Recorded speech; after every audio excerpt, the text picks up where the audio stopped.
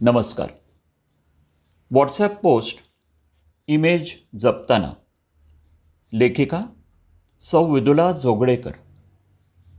ये ग शुक्रवारची सवाष्ण म्हणून जेवायला. किती दिवस झाले आपण रोजच बाहेर भेटतो. कधीतरी तुला घरी बोलवायचं हे ठरवलंच होतं. या निमित्तानं येशील तरी. तिचा आर्जवी सूर मोबाईलमधून उमटला. मॉर्निंग वॉकला न चुकता भेटणारी ती. ऊन असो, थंडी असो, पाऊस असो, तिची वेळ कधीच चुकत नाही. एका ठराविक ठिकाणी तिचं भेटणं ठरलेलंच असतं.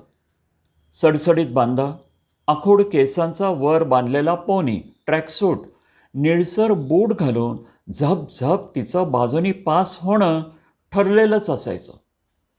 एक नेटकं आणि स्वतंत्र विचारांचं व्यक्तिमत्व असणार म्हणजे तिची अशीच इमेज माझ्या मनात दृढ होत गेली.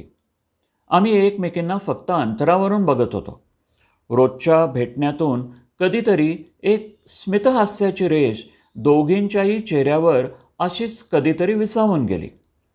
माझ्यासारखीच मध्यमवयीन, त्यामुळे अर्थातच स्थिरावलेल्या संसारातील, थोडी निवांत, गडबड जशी मला असते तशीच तिलाही असणारच. थांबून खास गप्पा मारण्या इतका परिचय नसला तरी आंतरिक आपलेपण दोघींनाही सारखंच जाणवत असणार. कधी चुकामुक झाली किंवा कधी फिरण्याची दांडी पडली तर आज तिची भेट झाली नाही याची हुरहुर क्षणभर जाणवून जाई, तिलाही आणि मलाही. मग आपोआप समोर येताच कुठे 2 दिवस असं प्रश्नचिन्ह एकमेकींचे डोळे वाचून जात आणि न विचारताच कारणांचा पाढा वाचला जाई. परवा मात्र मला थांबवून तिनं मोबाईल नंबर घेतला आणि मी तिचे जेवणाचे आमंत्रणही सहजच स्वीकारले. आटोपशीर पण निवडक गोष्टींनी सजवलेला तिचा 2 BHK, इरकलेचे पंचकोनी तोरण सागवानी दारावर उठून दिसत होतं. उंबऱ्याच्या दोन्ही बाजूला छोटीशी रेखीव शुभ्र रांगोळी फक्त लाल सुटूक कुंकवाच्या शिंपणानं पवित्र वाटून गेली.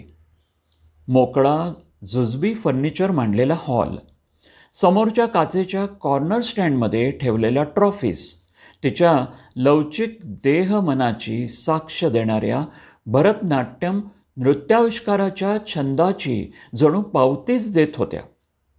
ती बँकेत सर्व्हिसला आहे ही जुजबी माहिती तिच्या बोलण्यातून मला समजली होती. तिच्या दोन्ही मुली आणि सासूबाई हसत बाहेर येत वातावरणात मोकळेपणा पसरवून गेल्या.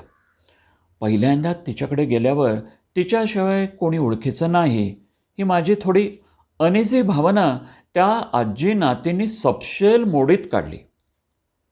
थोड्या गप्पा होईपर्यंत तिनं भाजी आमटी गरम करायला ठेवले. ती खासच सुगरण असणार, गरम होत असणारी भाजी आमटी जठराग्नी चेतवून गेली. नैवेद्याच्या ताटासाठी भाताची मूद करण्यासाठी कुकर उघडताच आंबेमोर तांदळाचा वास दरवळून गेला. चांदीच्या ताटवाटीतला तो भरगच्च नैवेद्य तुळशीपत्राने परिपूर्ण होऊन गेला. सवाष्णीसाठीचे ताट, वाटी, तांब्या भांडे, पानं फुलांच्या सुबक रांगोळीत टेबलावर सजलेले होते. मी मलाच शाब्बासकी दिली. आपण मनात तिची नेटकी जपलेली इमेज बरोबर आहे. गरम पोळी करून वाढण्यासाठी तांदळाच्या पिठीपासून भिजलेली कणिक, पुरणाचे उंडे, तिची किचन ओट्यावरची आटोपशीर तयारी तिच्यातल्या गृहकर्तव्य दक्षतेची साक्षच होती जणू. ती एक उत्तम सून, उत्तम आई, उत्तम पत्नी, उत्तम मुलगी असणार हे तिच्या एकंदर वावरातून लक्षात येऊनच गेलं. तिची मुलींना, सासूबाईंना सोबत घेऊन जीवतीची आरती औक्षण करण्याची लगबग, सारे घर भारल्यासारखे झाले. औक्षणाचे तबक खाली ठेवताना माझे लक्ष देवघराजवळच लावलेल्या उमद्या चेहऱ्याच्या 2 तसबिरींकडे गेलं. तसबिरीस लावलेले गंध टिळे खूप काही बोलून गेले. माझी तसबिरीत अडकलेली नजर तिच्या चाणाक्ष नजरेनं लगेचच पकडली. माझे धाकटे दीर आणि माझे मिस्टर. तिची फोटोतल्या कुटुंब प्रमुखांची ही अनपेक्षित ओळख. मी क्षणभर सुन्नच होऊन गेले. 8 वर्षापूर्वी एका अपघातात दोघेही ऑन द स्पॉट गेले. ही माझ्या धाकट्या दीराची मुलगी आणि ही माझी. अवयवदानाचा फॉर्म केवळ 8 दिवस आधीच दोघा भावांनी भरला होता. तो सर्वांगाने नाही, पण काही अंगाने आणि कित्येक अर्थानं माझ्यासाठी अजूनही इथे अस्तित्वात आहे. या समाजात कुणाचे डोळे, कुणाची किडनी, कुणाची स्किन होऊन वावरत आहे. तिच्या कपाळावरची लाल सुटूक टिकली आणि गळ्यात पदराड विसावलेलं छोटंसं मंगळसूत्र क्षणमात्र लखलखीत झाल्याचा भास मला होऊन गेला. 4 वर्षापूर्वी धाकट्या जावेला नव्याने तिचा पार्टनर मिळून गेला.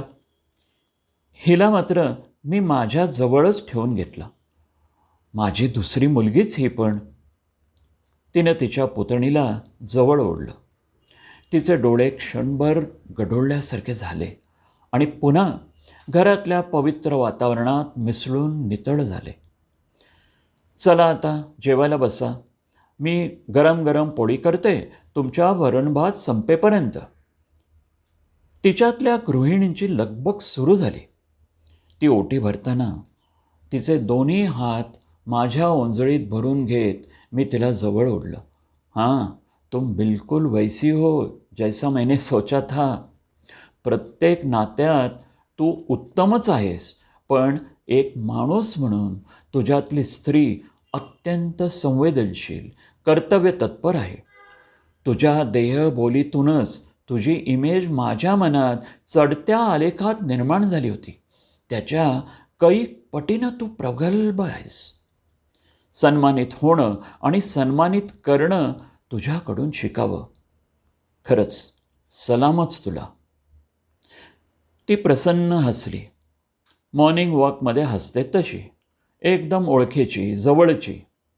मुठीतून निसटलेल्या वाळूची खंत करत बसण्यापेक्षा मुठीत शिल्लक उरलेल्या वाळूस कसा न्याय द्यायचा हे ज्या समजतं, तिथे शांती आणि समाधान हात जोडून उभे राहतात. इतकंच खरं. धन्यवाद. लेखिका सौ विदुला जोगळेकर. वाचन संजय इनामदार.